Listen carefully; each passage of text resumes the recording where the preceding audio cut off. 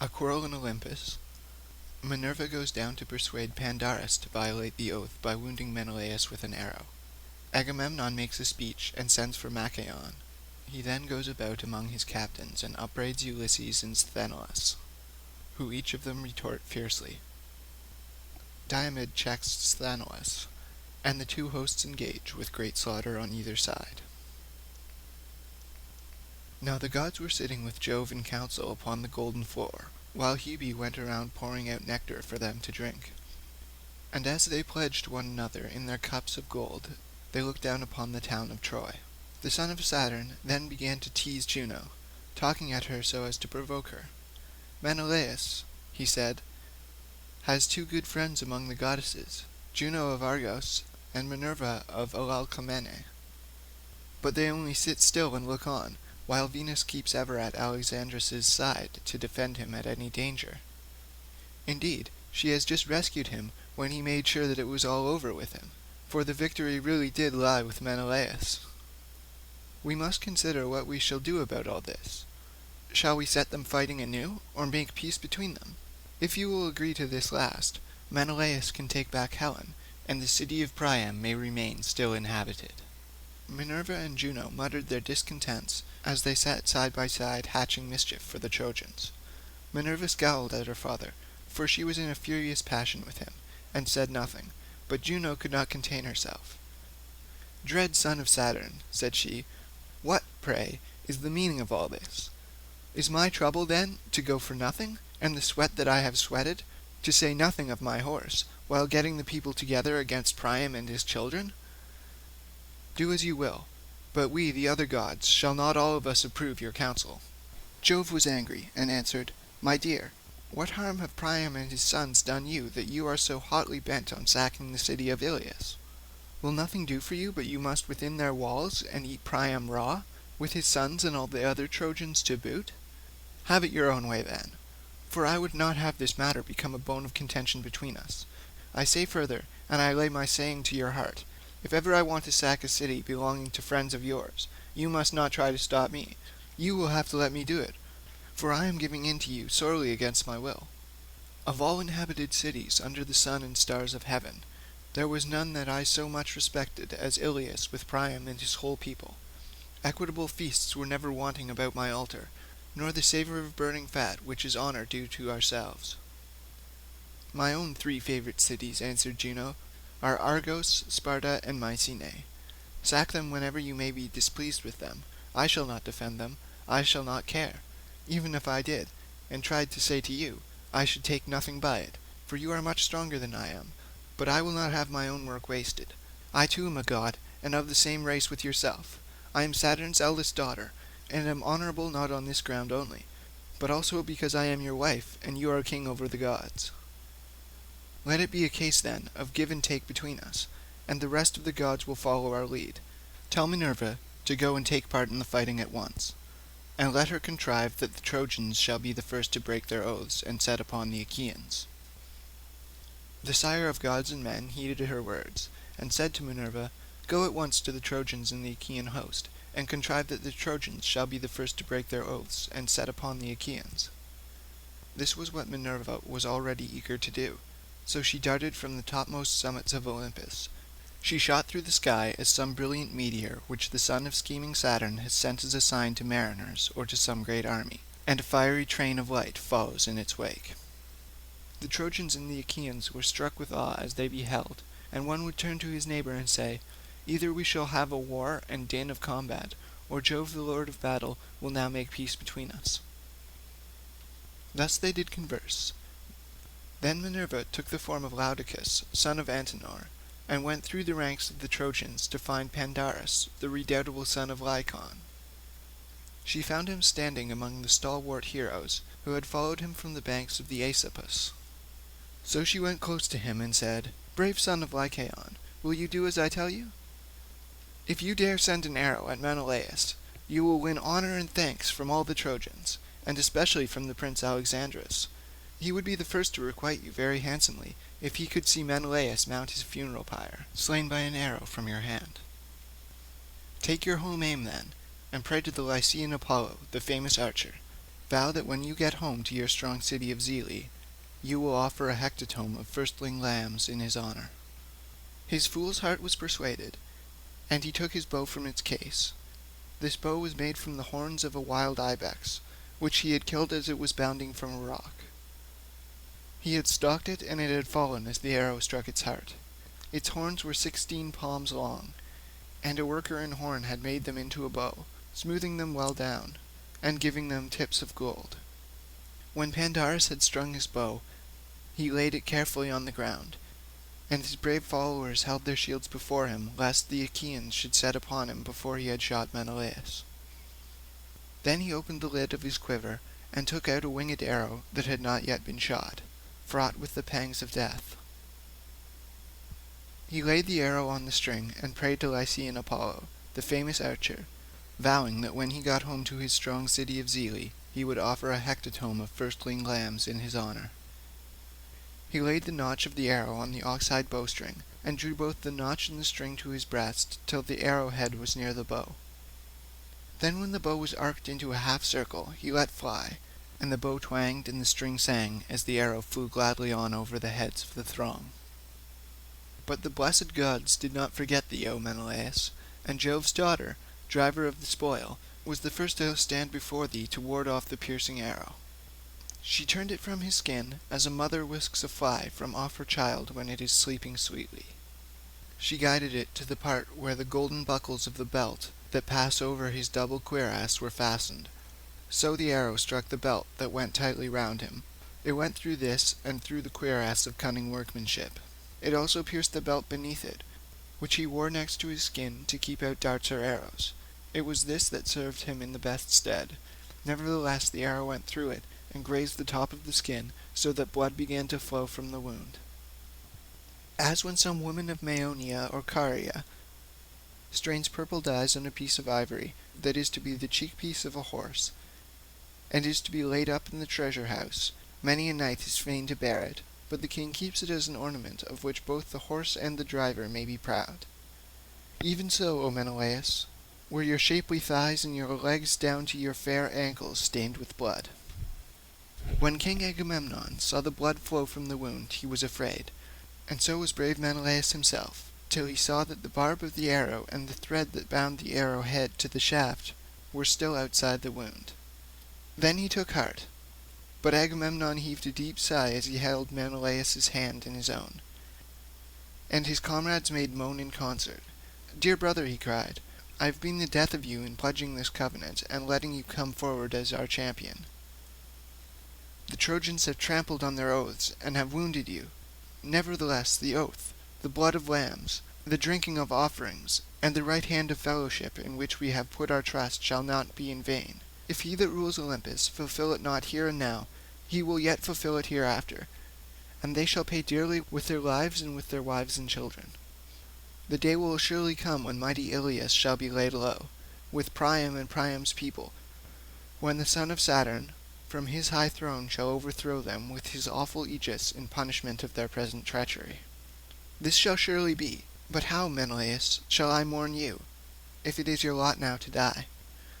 I should return to Argos as a byword, for the Achaeans will at once go home. We shall leave Priam and the Trojans the glory of still keeping Helen, and the earth will rot your bones as you lie here at Troy with your purpose not fulfilled.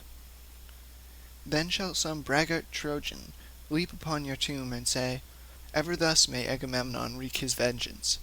He brought his army in vain, he is gone home to his own lands with empty ships, and has left Menelaus behind him.' Thus will one of them say, and may the earth then swallow me." But Menelaus reassured him and said, "Take heart, and do not alarm the people. The arrow has not struck me in a mortal part, for my outer belt of burnished metal first stayed it, and under this my cuirass, and the belt of mail which the bronze-smiths made me."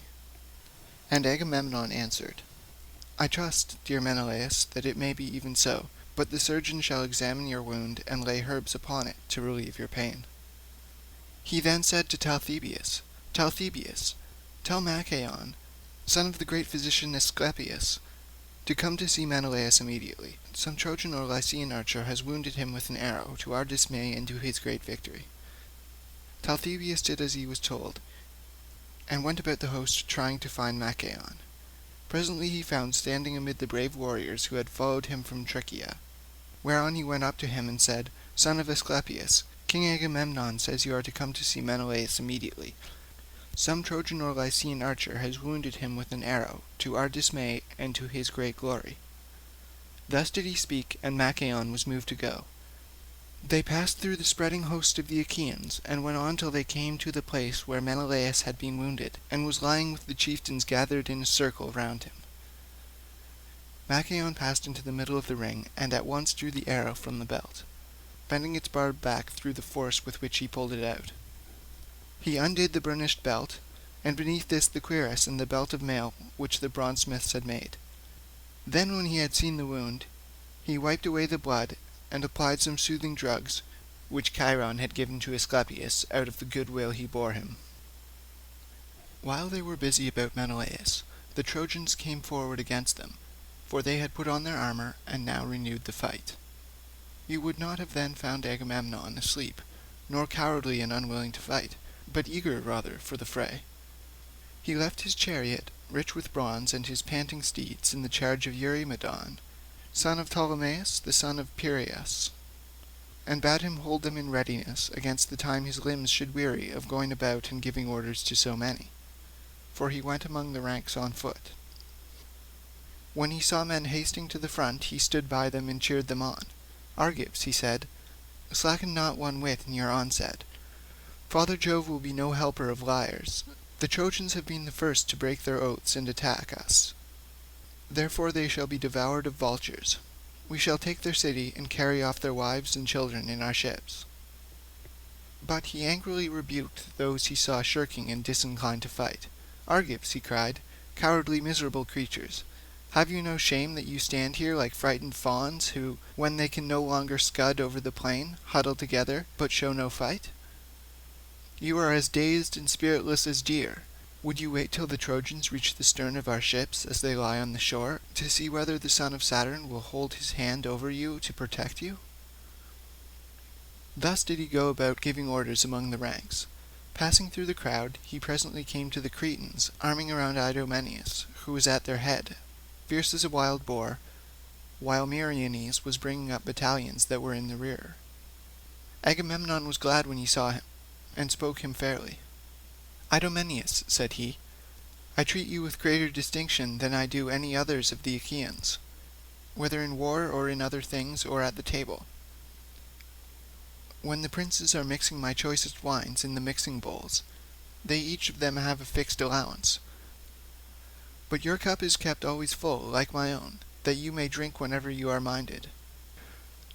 Go, therefore, into battle, and show yourself the man you have been always proud to be."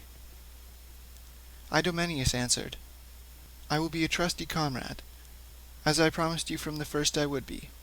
Urge on other Achaeans, that we may join battle at once, for the Trojans have trampled upon their covenants. Death and destruction shall be theirs, seeing they have been the first to break their oaths and attack us." The son of Atreus went on, glad at heart, till he came upon the two Ajaxes arming themselves amid a host of foot soldiers. As when a goatherd from some high post watches a storm drive over the deep before the west wind. Black as pitch is the offing, and a mighty whirlwind draws towards him, so that he is afraid and drives his flock into a cave. Even thus did the ranks of stalwart youths move in a dark mass to battle under the Ajaxes, horrid with shield and spear. Glad was King Agamemnon when he saw them. "No need," he cried, "to give orders to such leaders of the Argives as you are. For your own selves you spur your men on to fight with might and main. Would by Father Jove, Minerva, and Apollo, that all were so minded as you are, for the city of Priam would then soon fall beneath our hands, and we should sack it." With this he left them, and went onward to Nestor, the facile speaker of the Pylians, who was marshalling his men and urging them on, in company with Pelagon, Alastor, Chromius, Haemon, and Bias, shepherd of his people. He placed his knights with their chariots and horses in the front rank, while his foot soldiers, brave men and many, whom he could trust, were in the rear. The cowards he drove into the middle, that they might fight whether they would or no. He gave his orders to the knights first, bidding them to hold their horse well in hand, so as to avoid confusion. "Let no man," he said, "relying on his strength or horsemanship, get before the others and engage singly with the Trojans, nor yet let him lag behind, or you will weaken your attack. But let each, when he meets an enemy chariot, throw his spear from his own. This be much the best. This is how the men of old took towns and strongholds. In this wise they were minded." Thus did the old man charge them, for he had been in many a fight, and King Agamemnon was glad. "I wish," he said to him, "that your limbs were as supple and your strength as sure as your judgment is. But age, the common enemy of mankind, has laid his hand upon you. Would that it had fallen upon some other, and that you were still young." And Nestor, knight of Gerene, answered, "Son of Atreus, I too would gladly be the man I was when I slew mighty Ereuthalion. But the gods will not give us everything at one and the same time. I was young then, and now I am old. Still I can go with my knights, and give them that counsel which old men have a right to give. The wielding of the spear I leave to those who are younger and stronger than myself." Agamemnon went his way rejoicing, and presently found Menestheus, son of Petos, tarrying in his place, and with him were the Athenians, loud of tongue in battle. Near him also tarried cunning Ulysses, with his sturdy Cephallenians round him. They had not yet heard the battle cry, for the ranks of Trojans and Achaeans had only just begun to move, so they were standing still, waiting for some other columns of the Achaeans to attack the Trojans and begin the fighting. When he saw this, Agamemnon rebuked them, and said, "Son of Petos, and you other, steeped in cunning, heart of guile, why stand you here cowering and waiting on others? You too should be of all men foremost when there is hard fighting to be done. For you are ever foremost to accept my invitation when we counsellors of the Achaeans are holding feast. You are glad enough then to take your fill of roasted meats and to drink wine as long as you please. Whereas now you would not care though you saw 10 columns of Achaeans engage the enemy in front of you." Ulysses glared at him and answered, "Son of Atreus, what are you talking about? How can you say that we are slack, when the Achaeans are in full fight with the Trojans? You shall see, if you care to do so, that the father of Telemachus will join the battle with the foremost of them. You are talking idly." When Agamemnon saw that Ulysses was angry, he smiled pleasantly at him, and withdrew his words. "Ulysses," said he, "noble son of Laertes, excellent in all good counsel, I have neither fault to find nor orders to give you, for I know that your heart is right, and that you and I are of a mind. Enough, I will make you amends for what I have said, and if any ill has now been spoken, may the gods bring it to nothing." He then left them and went on to others. Presently he saw the son of Tydeus, noble Diomed, standing by his chariot and horses, with Sthenelus the son of Capaneus beside him, whereon he began to upbraid him. "Son of Tydeus," he said, "why stand you cowering here upon the brink of battle? Tydeus did not shrink thus, but was ever ahead of his men when leading them on against the foe. So at least they say that saw him in battle, for I never set eyes upon him myself. They say that there was no man like him. He came once to Mycenae, not as an enemy, but as a guest, in company with Polynices, to recruit his forces, for they were levying war against the strong city of Thebes, and prayed our people for a body of picked men to help him. The men of Mycenae were willing to let them have one, but Jove dissuaded them by showing them unfavourable omens. Tydeus, therefore, and Polynices went their way. When they had got as far as the deep-meadowed and rush-grown banks of the Aesopus, the Achaeans sent Tydeus as their envoy, and he found the Cadmeans gathered in great number to a banquet in the house of Eteocles. Stranger though he was, he knew no fear on finding himself single-handed amongst so many. He challenged them to contests of all kinds, and in each one of them was he at once victorious, so mightily did Minerva help him. The Cadmeans were incensed at his success, and sent a force of 50 youths with 2 captains, the godlike hero Maon, son of Haemon, and Polyphontes, son of Autophonus, at their head to lie in wait for him on his return journey. But Tydeus slew every man of them, save only Maon, whom he let go in obedience to heaven's omens. Such was Tydeus of Aetolia. His son can talk more glibly, but he cannot fight as his father did." Diomed made no answer, for he was shamed by the rebuke of Agamemnon. But the son of Capaneus took up his words and said, "Son of Atreus, tell no lies, for you can speak the truth if you will. We boast ourselves as even better men than our fathers. We took seven-gated Thebes, though the walls were stronger and our men were fewer in number. For we trusted in the omens of gods, and in the help of Jove, whereas they perished through their own sheer folly. Hold not then our fathers in like honour with us." Diomed looked sternly at him and said, "Hold your peace, my friend, as I bid you. It is not amiss that Agamemnon should urge the Achaeans forward, for the glory will be his if we take the city, and his the shame if we are vanquished. Therefore let us acquit ourselves with valour." As he spoke he sprang from his chariot, and his armour rang so fiercely about his body that even a brave man might well have been scared to hear it. As when some mighty wave that thunders on the beach when the west wind has lashed it into fury, it has reared its head afar and now comes crashing down on the shore. It bows its arching crest high over the jagged rocks and spews its salt foam in all directions. Even so did the serried phalanxes of the Danaans march steadfastly to battle. The chiefs gave orders each to his own people, but the men said never a word. No man would think it, for as huge as the host was, it seemed as though there was not a tongue among them, so silent were they in their obedience. As they marched, the armour about their bodies glistened in the sun, but the clamour of the Trojan ranks was as that of many thousand ewes, that stand waiting to be milked in the yard of some rich flock-master, and bleating incessantly in answer to the bleating of their lambs. For they had not one speech nor language, but their tongues were diverse, and they came from different places. These were inspired of Mars, but the others by Minerva, and with them came panic, rout, and strife, whose fury never tires, sister and friend of the murderous Mars, who, from being at first but small in stature, grows till she uprears her head to heaven, though her feet are still on the earth.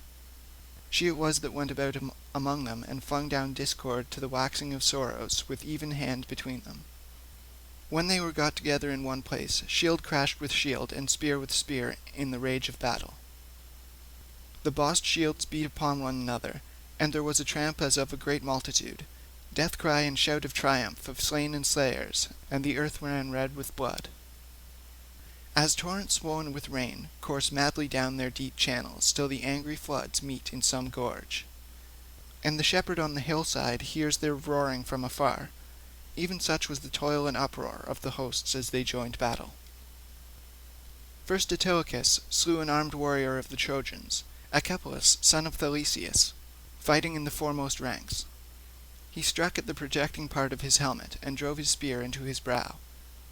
The point of bronze pierced the bone, and darkness veiled his eyes.